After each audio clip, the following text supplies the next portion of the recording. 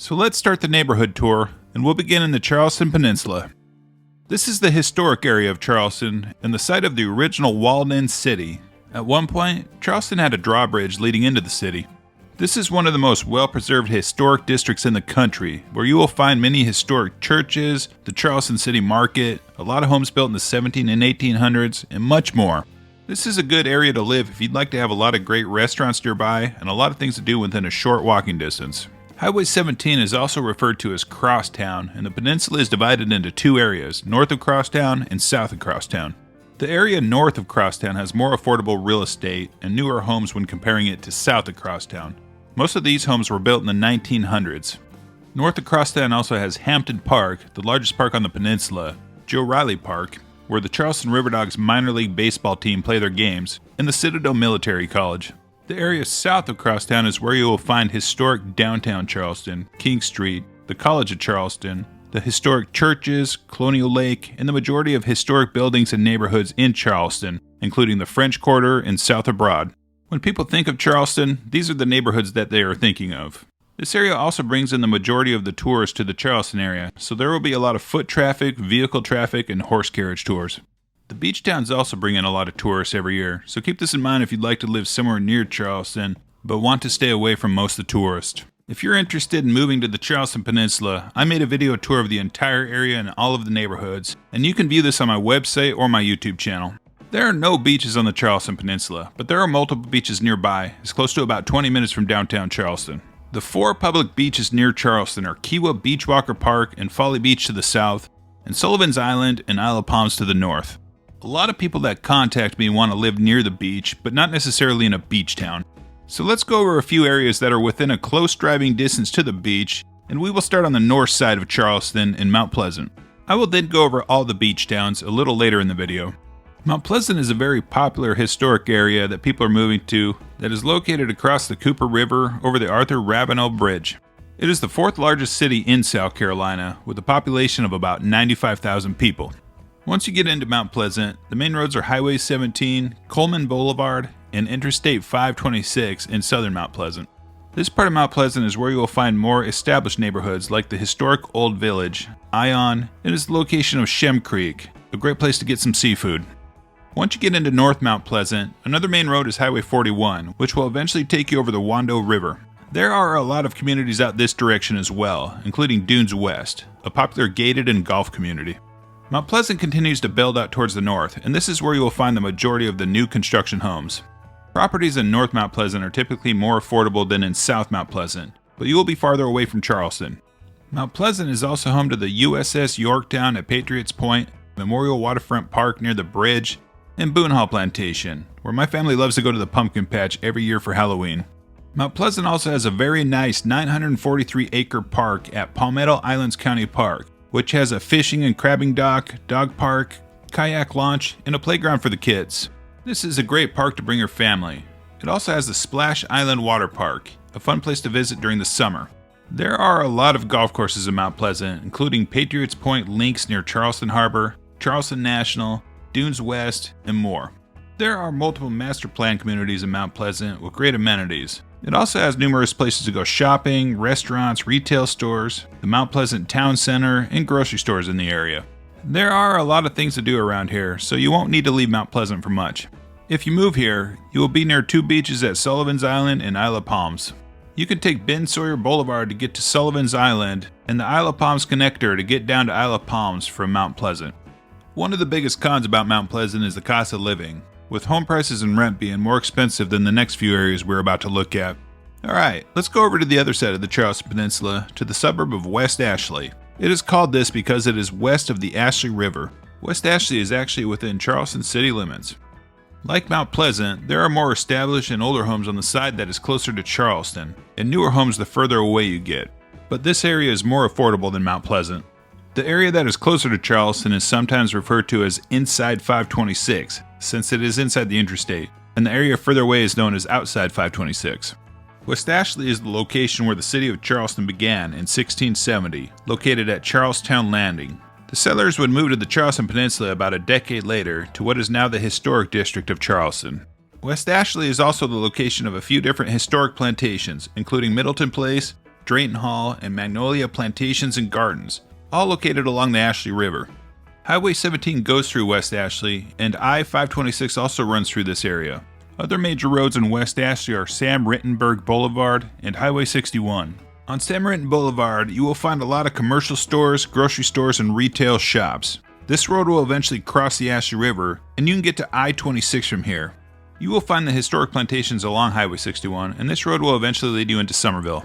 West Ashley is bordered by the Ashley River, Stoner River, and Wapoo Creek, so there are a lot of waterfront communities located here. There are several miles of biking and walking trails, some paved, at the West Ashley Greenway and the West Ashley Bikeway. The Shadow Moss Golf Course is also located in West Ashley. There is a 260-acre city park called West Ashley Park with a playground, athletic fields, basketball court, baseball fields, a fishing area, and disc golf course. There is also the Stoner River County Park before you cross over into Johns Island, and this is an 85-acre park with great marsh views, trails, and a boardwalk that leads to an island in the Stoner River. The area that some people refer to as the downtown of West Ashley is called Avondale, and there are some good restaurants, shops, and bars located here. You will be able to get to downtown Charleston very quickly from this side of West Ashley as well. The entire West Ashley area also has a lot of shops, restaurants, retail stores, grocery stores, a Costco, and the Citadel Mall. If you keep going down Savannah Highway past West Ashley, there are some rural towns out this direction, including Ravenel and Hollywood. This may be a good location for you if you're looking for a home with acreage. West Ashley is a good option for people that want to live near the Charleston Peninsula and have a beach within a reasonable driving distance. You will have Folly Beach and Kiawah Beachwalker Park on this side of Charleston, but you will need to drive through either Johns Island or James Island to get to these beaches. So let's go over these areas that are a little closer to the beach towns. James Island. This is a good option for people that would like to live near Charleston but want to be closer to the beach than West Ashley, and it is more affordable than Mount Pleasant. You could take the James Island connector and be in downtown Charleston very quickly, and James Island is also close to Folly Beach. Folly Road is one of the main roads that will take you into West Ashley or down to Folly Beach, and Maybank Highway will take you over to Johns Island. On the northern end of James Island, you will find Wapoo Creek, McLeod Plantation Historic Site, and the Country Club of Charleston, which hosted the 2019 U.S. Women's Open Golf Tournament. The only other golf course on James Island is also up in this area along Maybank Highway, which is the City of Charleston Municipal Golf Course, and is open to the public. On the eastern end of James Island, you have the Melton Peter Dimitri Park, and a great view of Charleston Harbor. The western end has James Island County Park, and this is my favorite county park around Charleston. This location has an RV park for camping, a climbing wall, challenge course, disc golf course, fishing and crabbing dock, a huge dog park, and the Splash Zone water park. This is also where they do the Holiday Festival of Lights every year, and this is a great place to bring the family during Christmas time. The majority of homes on James Island are a little older, and there are not a lot of newer homes. Most of the homes were built in the 1960s or 70s. James Island has a lot of restaurants and retail stores along Folly Road, and a Walmart Supercenter.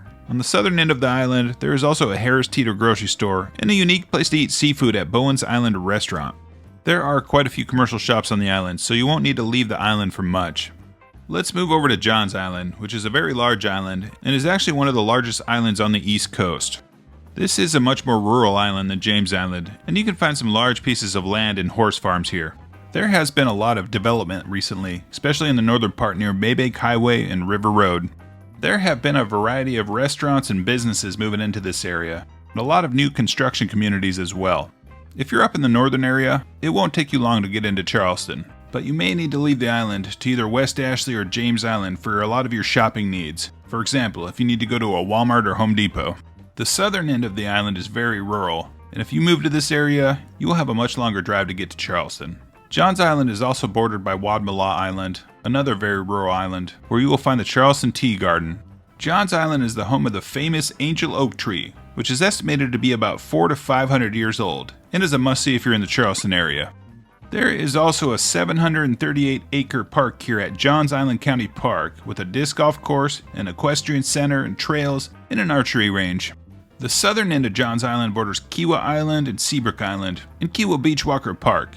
This is my favorite place to visit the beach near Charleston. So now let's go over the beach towns in the Charleston area. But first, I want to talk briefly about some things you should consider if you want to move to one of these beach towns.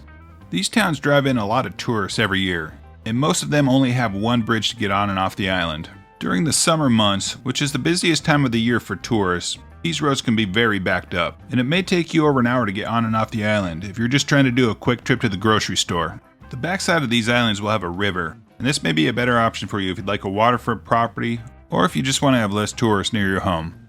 It is also possible to find a property with a dock on the river, and there are numerous marinas in these areas with boat slips available.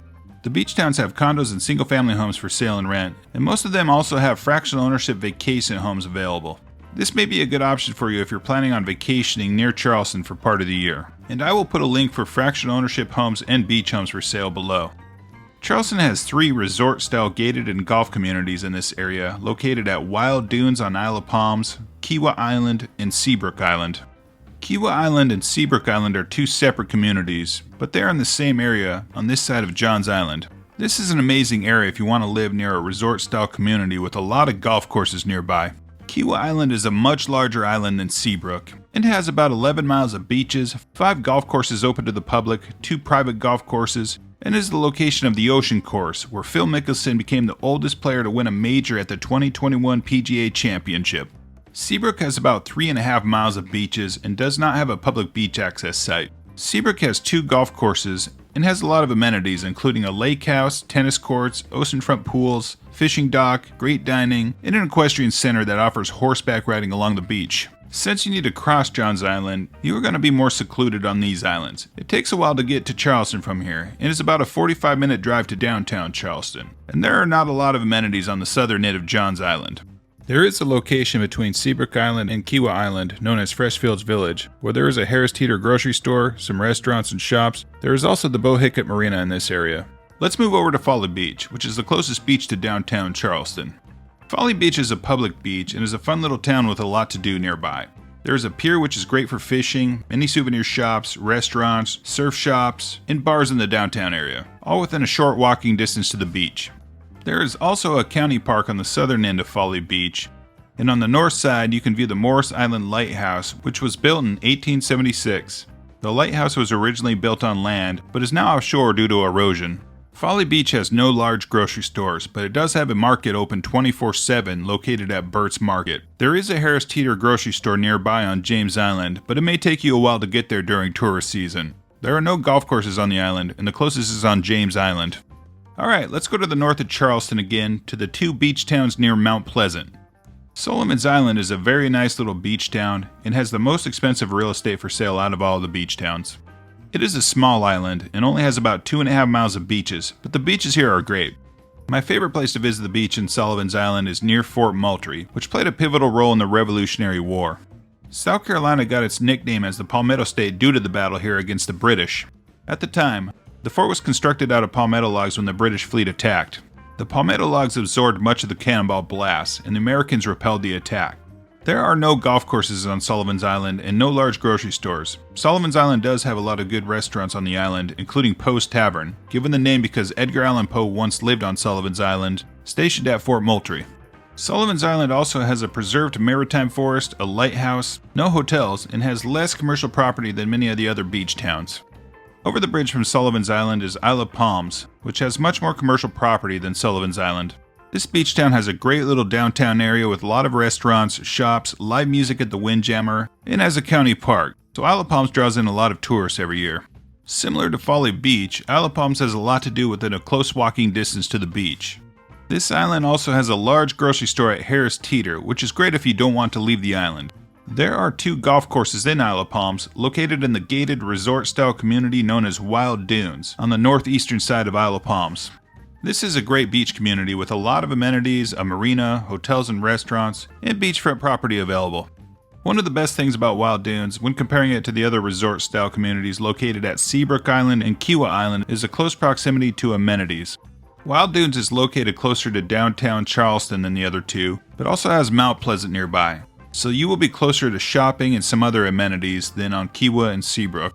Alright, that was all the beach towns, so let's move up further away from the coast to Daniel Island. This is a very unique and beautiful master plan community in Charleston, and you won't find any other neighborhoods like it in this area. Daniel Island is situated in between the Cooper River and Wando River, and it offers residents stunning waterfront views, many miles of trails, a marina, golf courses, recreation center, and has several parks in the area, including Governor's Park and the waterfront area, which has a community dock, fountain, and the Daniel Island Ferry, which will take you to downtown Charleston.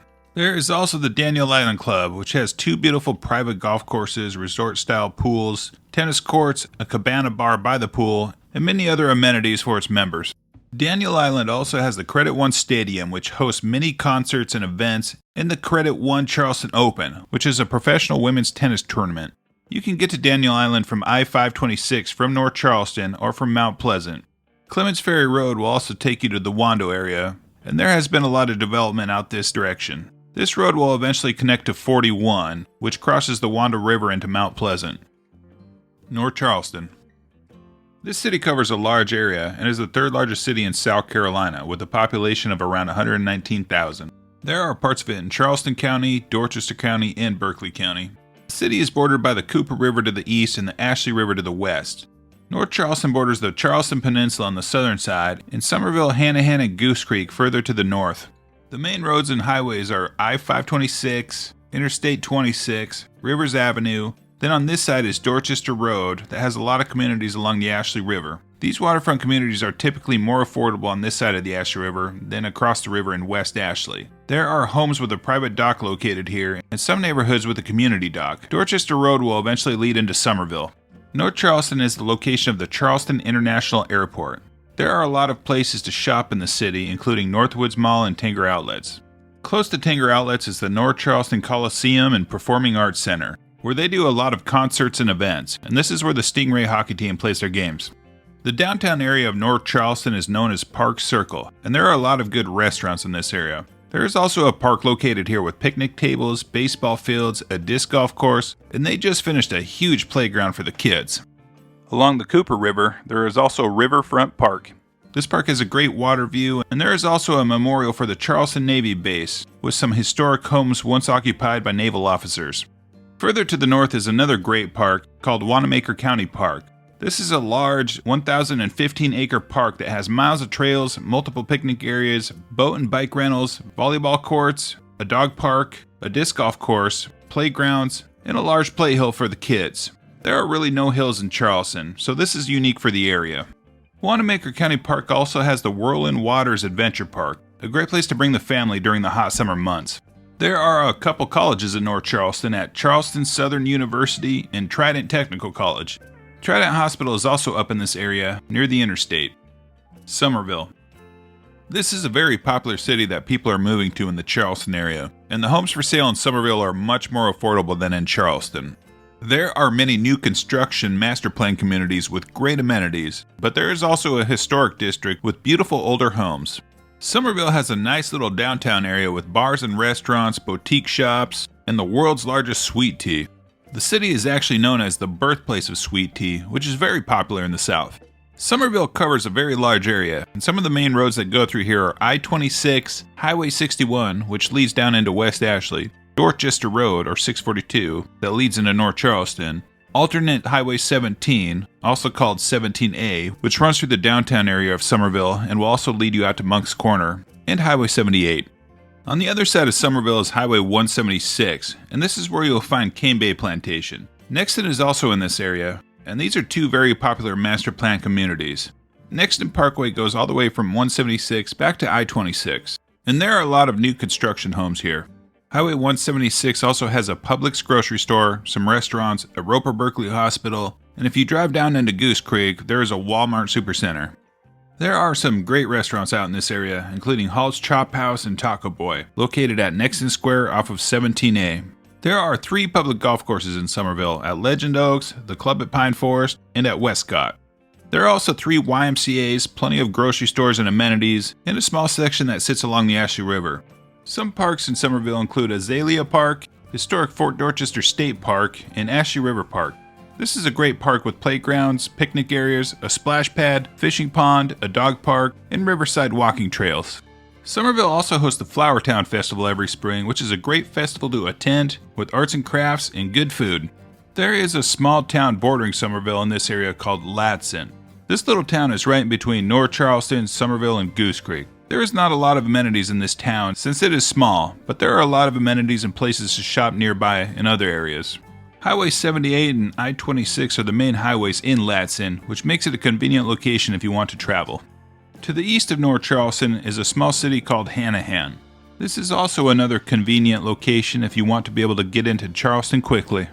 Hanahan also has the Goose Creek Reservoir, which is about the closest thing to a large lake that you're going to find in the immediate Charleston area. We do have 2 large lakes within driving distance to Charleston, at Lake Marion and Lake Moultrie, but it's about a 45-minute to 90-minute drive to these lakes from Charleston, depending on which part of the lake that you visit. Goose Creek is much closer. Hanahan also has a very nice recreational center and park with baseball fields, a playground, amphitheater, dock, and a boat ramp leading into Goose Creek, so it's a popular location for boating and fishing. So let's move up into the city of Goose Creek, which is also located in Berkeley County. The main roads in Goose Creek are Highway 52 and Highway 176, and this is where you'll find most of the commercial properties, restaurants, and shops. 176 is the road we talked about earlier that leads to Cane Bay in Summerville. The east side of Goose Creek borders the Cooper River, and this is where you'll find the Naval Weapons Station. Goose Creek has a lot of well-established neighborhoods, and one of the large neighborhoods is Crowfield Plantation. This subdivision has a small lake, a public golf course, and other amenities. There are a lot of older ranch-style homes in Goose Creek, but there are also some new construction homes available as well. Central Creek Park is a great place to bring your family. It has volleyball courts, basketball courts, a Splash Creek play area for kids, pickleball courts, and a very nice playground. I like to bring my toddler here because it is fenced in and there's a lot of fun stuff for him to do. Goose Creek has seen a lot of growth recently, and this has been another popular area for people that want to live in the Charleston area at a more affordable price. Last on my list is Moncks Corner, and this town is located just past Goose Creek on Highway 52, and it is on the other side of Summerville on Highway 17A. Moncks Corner covers a large area, and the city is all the way up near Lake Moultrie. Moncks Corner borders the Cooper River to the east, and there are some waterfront properties available out this direction, at a much more affordable price than in Charleston. There are also a lot of homes for sale with acreage in this area, if you're looking for some land. If you would like to live closer to a large lake, Moncks Corner may be a good option for you. Lake Marion and Lake Moultrie both have a lot of fishing spots and campgrounds, and are a great place to go boating. Cypress Gardens is also located in Moncks Corner, and this is one of my favorite locations to visit in the Charleston area. You can take a relaxing swamp boat ride here, see some alligators, and it is also the location where some movie scenes have been filmed, including scenes from The Notebook, The Patriot, Swamp Thing, and Cold Mountain. The town of Moncks Corner is relatively small, and there are not a lot of amenities out this far, but there is a Walmart, some restaurants, a few grocery stores, among other things, and it is not that far from other cities. Thanks for watching my video. If you have any questions about moving to this area, feel free to contact me anytime. You can call or text me at 843-769-1836 or email me at markgarrisonrealestate@gmail.com. You can also scan this QR code for my contact information.